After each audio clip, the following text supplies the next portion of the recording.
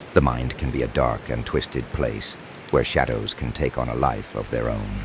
I was being followed by death, and death showed itself as shadows. On this particular night, those shadows stretched longer, slipping into cracks and crevices of bark and earth, like a cockroach scuttling for refuge.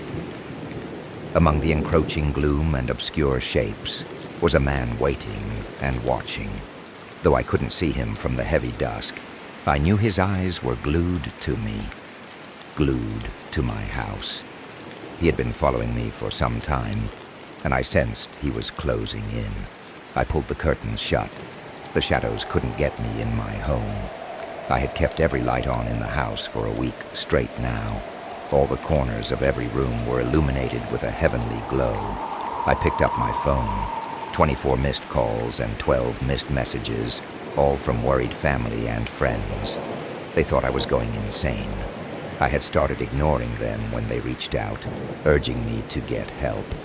They suggested therapy because the police and my cameras had not caught any sign of my stalker.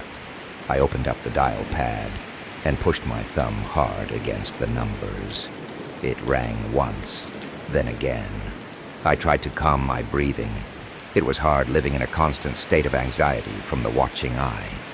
When the operator answered, the words came out of my mouth quickly, before she had a chance to talk.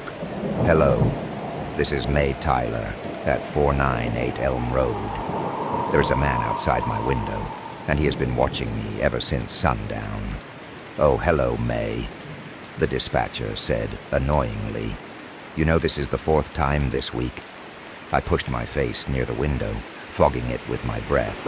"I know, but he is here. I see him right now. He is outside, standing near the trees." My breathing grew heavier, panic setting in. "If you send someone over now, you can catch him. He's right outside. He has been staring at me all night." The woman on the other line sighed. "And what does he look like, May? Has he moved in the last hours? It could be your imagination." My eyes started to water. "Number, he is real and has been hiding near the tree line. It's hard to make out any features." "You have been calling us about this man for weeks now, and every time we come out, nobody is there. Are you sure there is a person outside your house?" There it was. The police thought I was crazy, too. The first time I called hadn't sounded desperate, but by the 15th and 20th times, I knew I sounded insane. "Yes." The words came out louder and more chaotic than I had intended. "He is outside. He knows I put up cameras and won't come near the house anymore. We will send someone over. It might be a minute, since it isn't an immediate emergency. In the meantime, just stay inside." I hated her condescending tone. I angrily hung up and put my phone on the bed. My mind pulled me back to the memories of my stalker, the Shadow Man. It started when I came home late a month ago. My friends had dropped me off after a night out. My driveway is long and hidden by overarching trees. When I got out of the car, I felt that awful sensation of eyes on the back of my head. It was a feeling at first, the hair-raising goosebump feeling, but as time went on, it got worse. As I lay in bed at night, I could hear something outside rustling in the leaves. The light tapping against my window and doors made me peek outside, and it was the first time I saw the man. As I watched, he watched back. That was the first time I notified the cops. He was outside, and I was safe behind my cement cage of a house. But somehow I knew he had found his way inside. The floorboards creaked under his boots, the sound of doors opening and closing, and the water dripped from my sink. In the morning, I found things in places I didn't put them. The cops came out and searched the premises, dusting for fingerprints, looking for forced entry, and they left empty-handed. Then came the night when I awoke, and my door was slightly opened, a shadow peeking in from the small crack.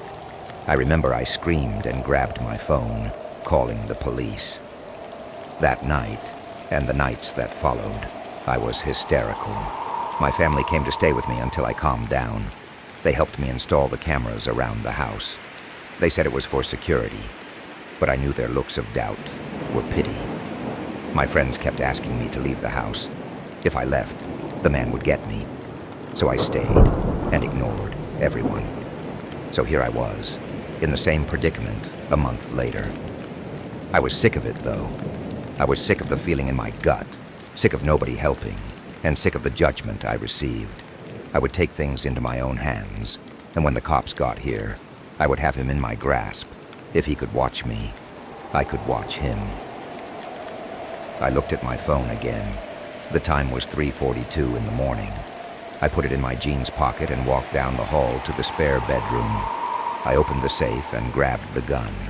If the cops wouldn't help me, I would need to help myself.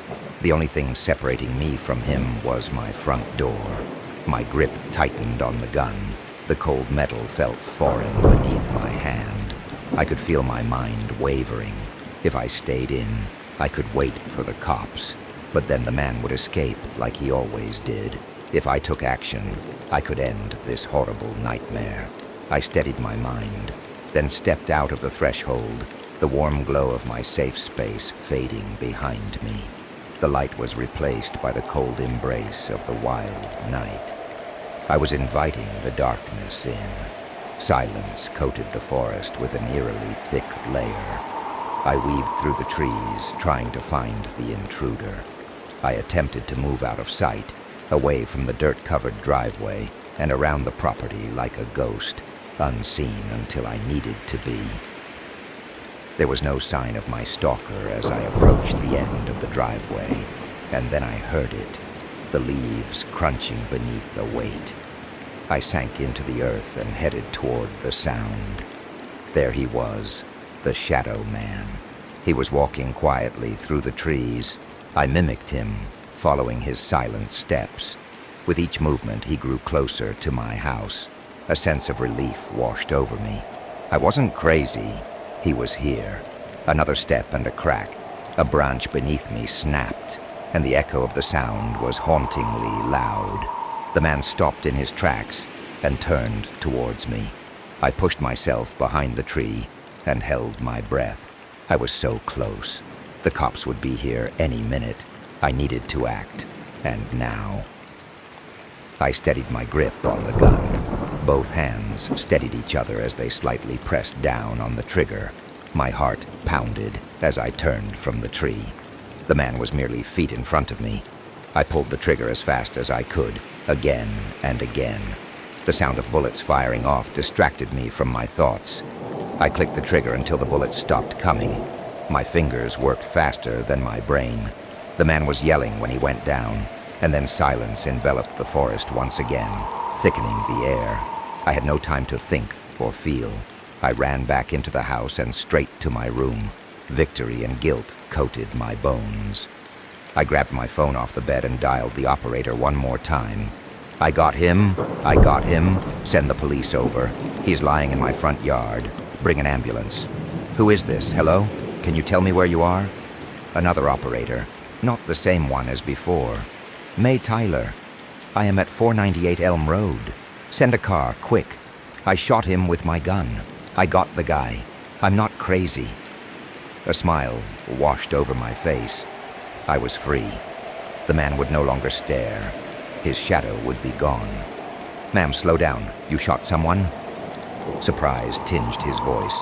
I shot the guy, my stalker. He's in the yard. Send an ambulance. Ma'am, it says someone arrived there a while ago. I fell silent. The realization washed over me. Ma'am, the operator said. I ran down the hall. Ma'am, the operator repeated. I pushed past the door. Hello? Ma'am, are you still on the line?